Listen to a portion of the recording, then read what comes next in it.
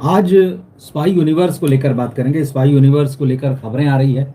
Yashraj films का universe है और एक समय जो था ऐसा लगता था कि स्पाई यूनिवर्स जो है बॉलीवुड में बहुत लंबे समय तक टिके रहने वाला है। ये बहुत कुछ ऐसा करेगा जो बॉलीवुड की ग्रामर की बुक है उसमें बदलाव हो जाएंगे इसकी वजह से।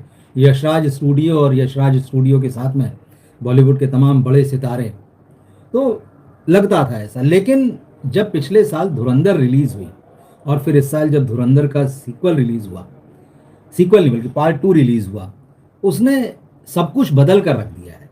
बॉलीवुड में फिल्म मेकिंग की ग्रामर बदल कर रख दी है उसने। और शायद उसी का नतीजा है कि अब जो है स्पाई यूनिवर्स की जो फिल्म आने वाली नेक्स्ट अल्फा, जुलाई में 3 जुलाई को रिलीज होने की खबरें आ रही है। ऑफिशियल अनाउंसमेंट का इंतजार हो रहा है। इसमें ऐसे बदलाव कर दिए गए हैं, इस तरह से ये फिल्म डिजाइन की गई है कि आपको शायद इसमें स्पाई यूनिवर्स ढूंढने से भी ना मिले। खबरें जो आ रही है वो यही यही कह रही हैं। अभी तक ऑफिशियल अनाउंसमेंट यशराज की तरफ से कुछ नहीं हुआ है, लेकिन पिछले हफ्ते से, मतलब पिछले 3-4 दिनों से खास तौर पर इस फिल्म को लेकर मीडिया में खबरें प्लांट की जाने लगी है। जून आ ही गया है और जैसे कि मैंने कहा 3 जुलाई की फिल्म रिलीज होनी है, डेट आई है। इससे पहले 10 जुलाई डेट थी। तो अब जबकि एक ही महीने का समय बचा है तो खबरों का आना जो है वो शुरू हो गया है। चाहे वो फिल्म को लेकर हो, चाहे आलिया भट्ट को लेकर हो। बॉबी देओल को लेकर हमने बात की थी कि उन्होंने किस तरह से आलिया भट्ट की तारीफ की है। तो ये सारी चीज़ें, लेकिन एक बहुत बड़ा जो चेंज नज़र आने वाला है। खबरें ये कह रही कि इस बार तो इंडिया पाकिस्तान का एंगल ही नहीं होगा फिल्म में। अब आप सोचिए, मतलब इंडिया पाकिस्तान का एंगल जो है इस स्पाई यूनिवर्स में ना हो। हमने जो टाइगर वाली सीरीज़ की फिल्में हैं, पठान जो है, इनमें देखा था। फिर उसके बाद में वार और वार 2, कहीं ना कहीं चीज़ें जो हैं इनमें थी, रेफरेंसेस थे कम ज़्यादा करके। लेकिन धुरंधर जब आई और धुरंधर ने जो दिखाया है अपनी कहानी में, उसके बाद लोगों ने कहा कि ये असली सिनेमा है। ये वो सिनेमा है जो पाकिस्तान की सच्चाई बताता है। इस फिल्म में किसी तरह का ढोंग नहीं है। और जैसे ही ये बात आई कि इसमें किसी तरह का ढोंग नहीं है, लोगों के निशाने पर यशराज फिल्म्स का स्पाई यूनिवर्स आ गया। और उसके बाद जिस तरह से यशराज यूनिवर्स की अल्फा को लोगों ने निशाने पर लिया, तो नतीजा ये हुआ कि जो फिल्म पिछले साल रिलीज़ होनी थी, 25 दिसंबर की तारीख कही गई थी, आलिया भट्ट भी उस डेट को लेकर बहुत एक्साइटेड थी। विदेश गई थी तो वहाँ उन्होंने कहा था कि मेरी अगली फिल्म दिसंबर में रिलीज़ हो रही है। मगर धुरंधर जब रिलीज़ हुई तो उसने सारा हिसाब किताब जो है बराबर इस तरह से किया कि इनको अपनी समझ में नहीं आ रहा था कि अब हम अपनी फिल्म का करें तो क्या करें। और उस वक्त जो खबरें आई थी वो मैंने आपको बताई थी। आपको याद भी होगा कि किस तरह से इस फिल्म को लेकर प्रोड्यूसर आदित्य चोपड़ा जो हैं वो चिंतित नज़र आ रहे हैं। इस फिल्म में बहुत सारे बदलाव करा रहे हैं। इस फिल्म की वीएफएक्स को लेकर वो खुश नहीं है, काफ़ी सारे चेंजेस उसमें करा रहे हैं। कहानी के बदलाव की बातें थी। ये भी खबर आई कि उन्होंने धुरंधर के डायरेक्टर आदित्य धर को बुलाया, जो किसी समय में उनके स्टूडियो में काम किया करते थे, उनकी फिल्मों में असिस्टेंट हुआ करते थे। और तब शायद आदित्य चोपड़ा उनको जानते भी ना हो, या एक होता है कि ठीक है असिस्टेंट है, उससे ज़्यादा कोई मतलब ना इम्प्रेस होना, ना किसी तरह का राब्ता रखना। मगर धुरंधर ने इस लेवल पे पहुंचा दिया आदित्य धर को कि आदित्य चोपड़ा को उन्हें बुलाना पड़ा कि आओ भाई ज़रा फिल्म देखो और फिल्म देखकर बताओ कि अब इसमें हम क्या कर सकते हैं। क्योंकि उसकी वजह यही है कि आदित्य धर की ही फिल्म के कारण उनका पूरा स्पाई यूनिवर्स जो है वो खतरे में पड़ गया है। और अब जिस तरह से ये खबरें आ रही है, बॉलीवुड हंगामा ने ये खबर छापी है कि ये आलिया भट्ट जो है इसमें सिर्फ स्पाई ही नहीं, मतलब स्पाई नहीं है, बल्कि वो असैसिन है, हत्यारिन जिसको कहते हैं ना। मतलब कि भाड़े का हत्यारा जो होता है, भाड़े का किराए पर लेकर जिससे हत्याएं कराई जाती है, एजेंट्स होते हैं जो इस तरह के, जो कि हम फिल्मों में देखते हैं। तो इस तरह की वो एक असैसिन का रोल कर रही है, न कि वो स्पाई है। तो स्पाई यूनिवर्स की फिल्म में जो मेन एक्ट्रेस है वो स्पाई ही नहीं है।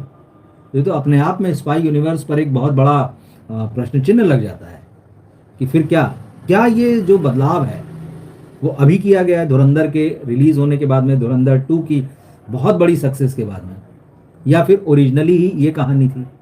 खबरें कह रही कि नहीं, ये एक ओरिजिनल कहानी है। इसका ये मतलब है कि कोई बदलाव नहीं किया गया है।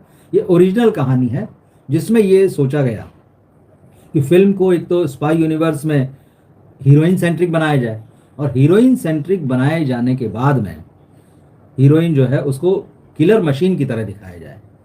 जैसे कि हम देखते आए हैं बॉलीवुड फिल्मों में, हमने हाल के समय में अगर बात कर लें तो जिस तरह से रणबीर की एनिमल थी, या धुरंधर में भी हमने जो देखा है रणवीर सिंह, एकदम मतलब 50-50, 100-100, 200-200 लोगों को एकदम सफाया कर देना उनका इस तरह से। तो जो किलर मशीन वाला जो रूप है, खबर कह रही है कि वो स्पाई नहीं है, वो एसेसिन है, मतलब उनको एक भाड़े के हत्यारे के रूप में दिखाया गया है।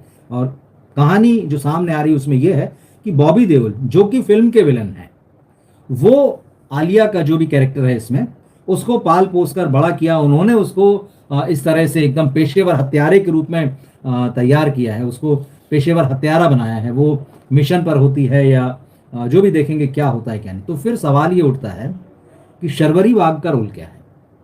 शर्वरी वाघ जो है वो आलिया भट्ट के साथ नजर आएंगी इस फिल्म में, लेकिन जिस तरह का प्रमोशन है, जिस तरह की बातें शुरू से आई हैं, आलिया को ही हाईलाइट किया गया है।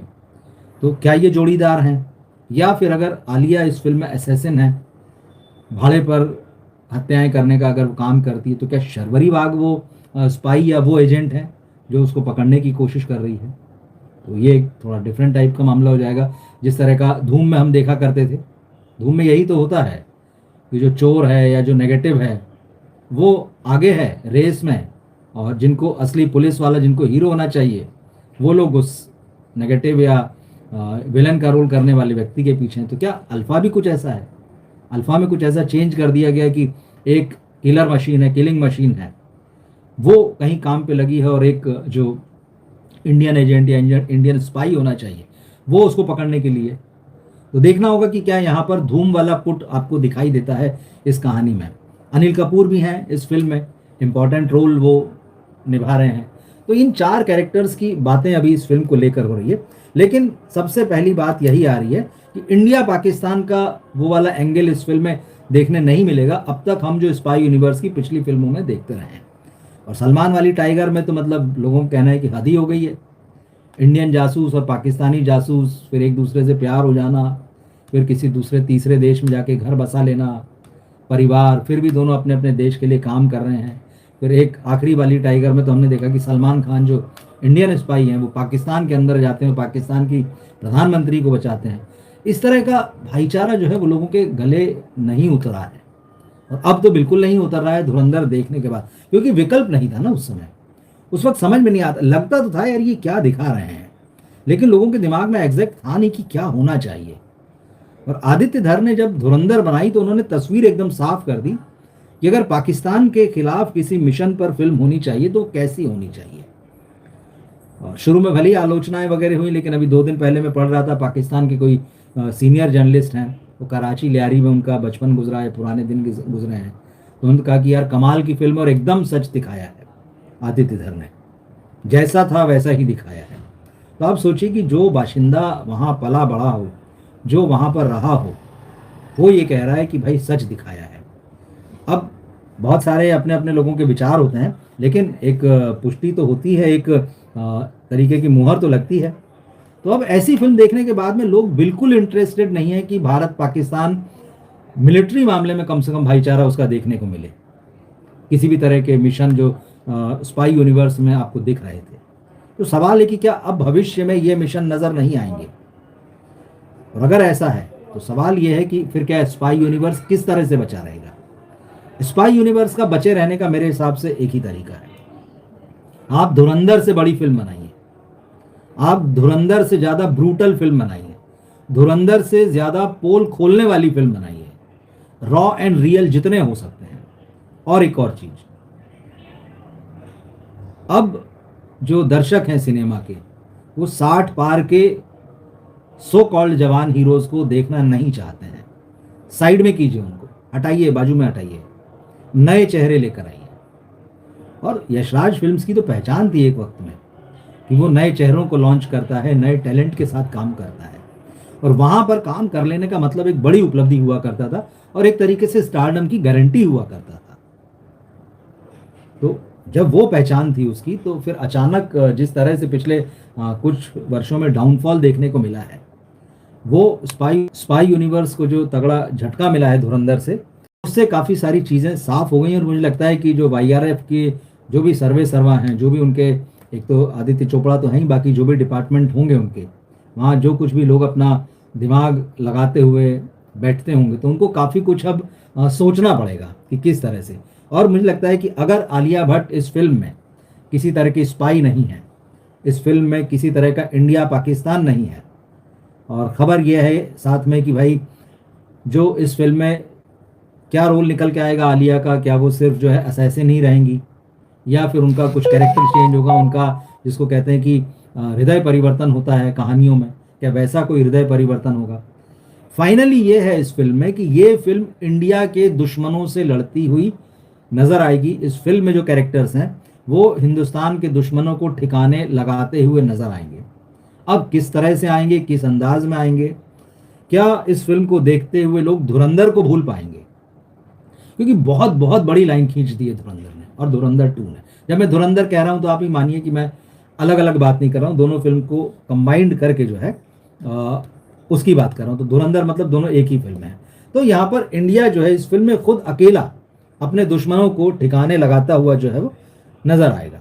तो ये एक बहुत मेजर चेंज जो है वो दिखाई देने वाला है अल्फा में। अब यहाँ एक सवाल और रहता है, आलिया भट्ट इस फिल्म को लीड कर रही हैं, सारा दारोमदार उन्हीं के कंधों पर है। खबरें अभी तक कम से कम यही है, शर्वरी बाग क्या करेंगी, कितना करेंगी, क्या वो सपोर्टिव हैं या पैरेलल हैं, वो फिल्म आने पर पता चलेगा। लेकिन फिलहाल यही है कि आलिया भट्ट भाड़े के हत्यारे के रूप में नज़र जो आने वाली है, मतलब वो फुल फॉर्म फुल एक्शन में नज़र आएंगी। मतलब उनके चेहरे पर वो जो एक्शन करते हुए जो गुस्सा होना चाहिए, जो क्रूरता होना चाहिए, वो दिखने वाली है। ये बात नज़र आ रही है साफ। सवाल लेकिन यहाँ पर है कि क्या आलिया को इस रूप में दर्शक एक्सेप्ट करेंगे। इसके मामले में सबसे बड़ा सवाल इसलिए उठ रहा है आलिया भट्ट के मामले में कि वो ऐसा कर पाएंगी, क्योंकि उनकी जो फिल्म थी जिगरा, वो कितनी बड़ी फ्लॉप हुई थी ये किसी को बताने की ज़रूरत नहीं है।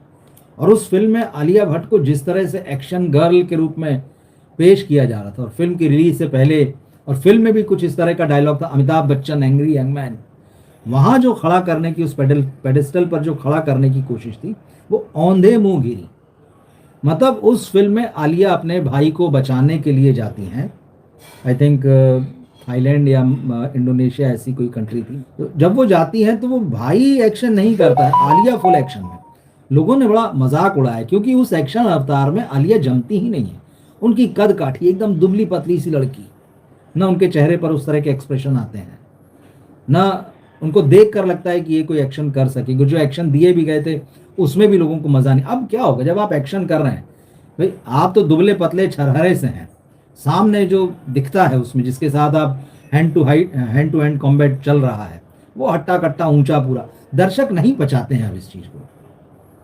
और अगर आलिया भट्ट मशीन गन लेके भी निकलेंगी, कितनी ही बड़ी मशीन गन होगी, क्या वो लोगों के दिमाग में इस बात का भरोसा दिला पाएंगी कि नहीं पर्दे पर जो है वो एक ऐसा किरदार नजर आ रहा है जो किलिंग मशीन है, क्या वो अपने परफॉर्मेंस से। लेकिन फिर बात वो है कि आपको चलिए पर्दे पर इस तरह देख लिया, उस आवाज का आप क्या करेंगे। वो आवाज जिसमें रौब चाहिए, वो आवाज जिसमें दम चाहिए। आलिया भट्ट की आवाज आप सोचिए कैसी है, वो कितनी ही खूंखार, कितनी ही क्रूर वाला रोल कर ले, लेकिन क्या आवाज उनकी उस पर्सनैलिटी के साथ मैच करेगी। चलिए गंगूबाई में तो मैच कर गई, रोमांटिक फिल्मों में मैच कर गई, जिगरा में उनकी आवाज जो थी बहुत बड़ा एक नेगेटिव इम्पैक्ट डाल रही थी, क्योंकि बॉडी लैंग्वेज से वो मैच ही नहीं करती वो आवाज़, वो जो कैरेक्टर निभा रही हैं उसकी जो बॉडी लैंग्वेज है उससे मैच नहीं करती।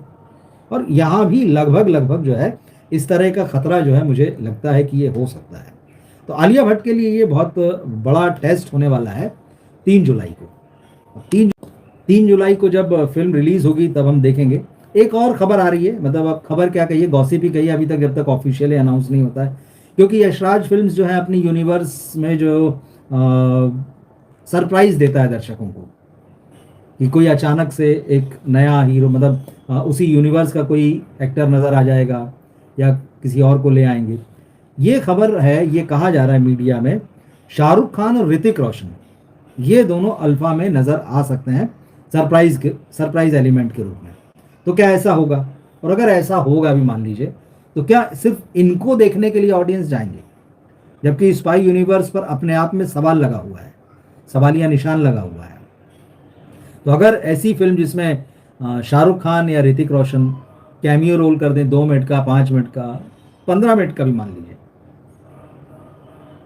तो क्या दर्शक उस फिल्म को देखने के लिए तैयार होंगे?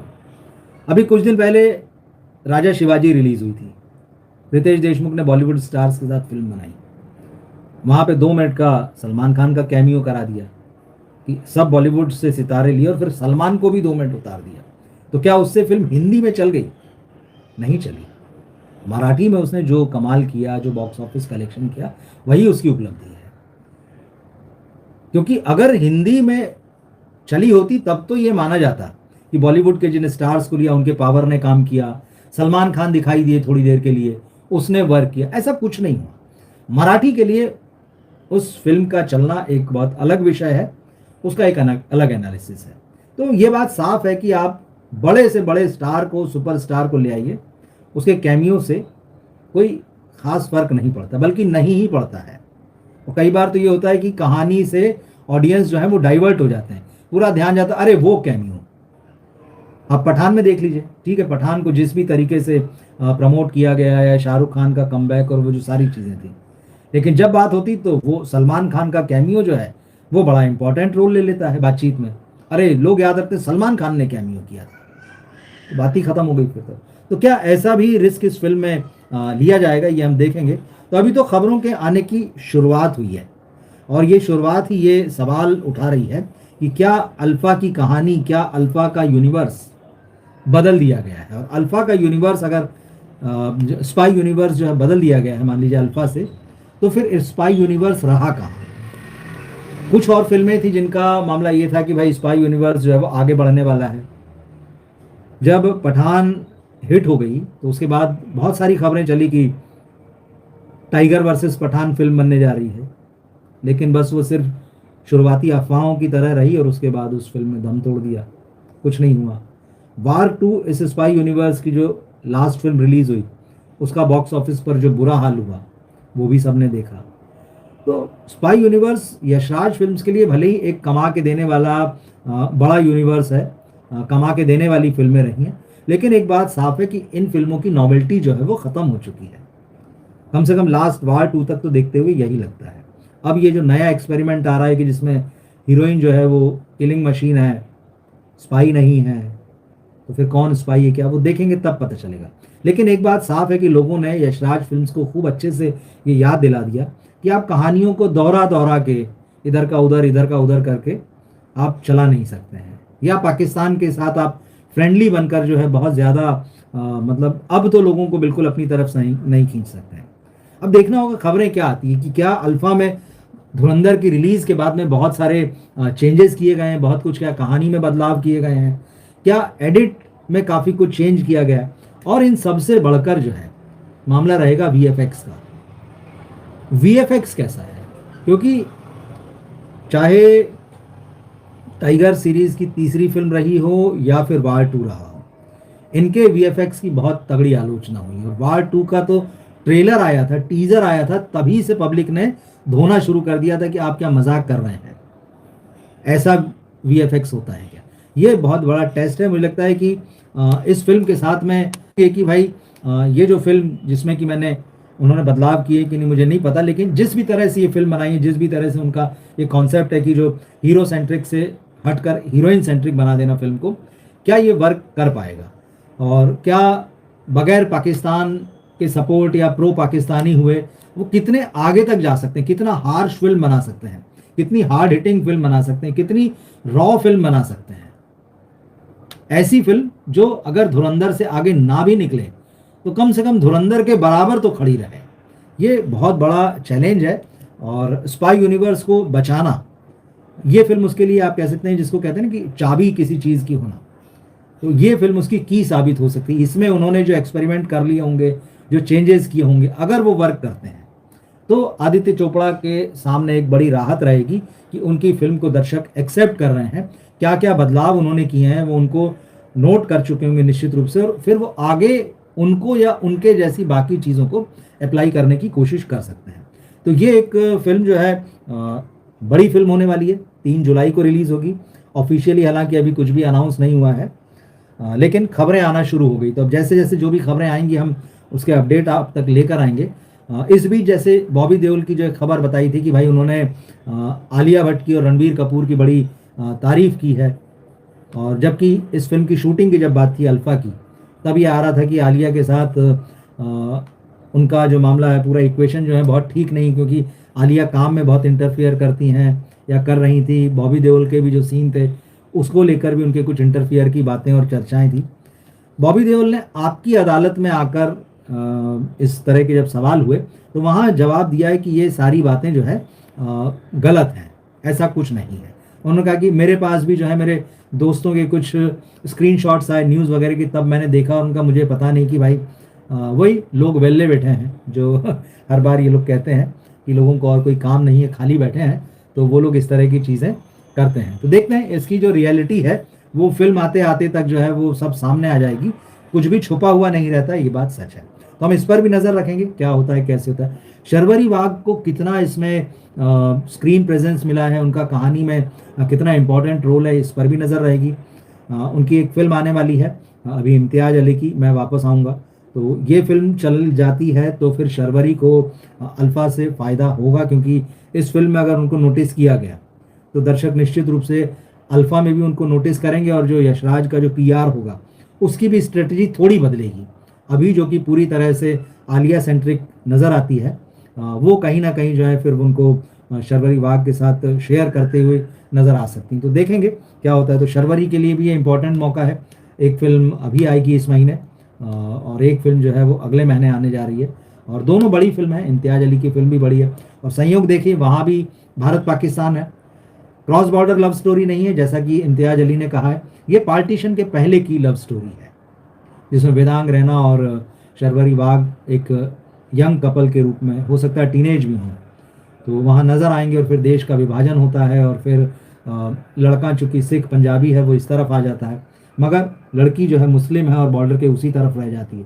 लड़के ने लड़की से वादा किया है कि मैं वापस आऊँगा, और अब उसकी उम्र जो है लगभग 80 पार या 85 पार इस तरह की कुछ है, और वो किसी तरह से अपने परिजनों को, उसके रिश्तेदार हैं जो घर में, बेटा तो नहीं लग रहा है, लेकिन जो भी नाती पोती इस तरह का जो भी दिलजीत दोसांझ का रोल है, वो समझाने की कोशिश कर रहा है कि बॉर्डर पार जाना है, मैंने वादा किया है, और प्यार का मामला है, वो लव स्टोरी है।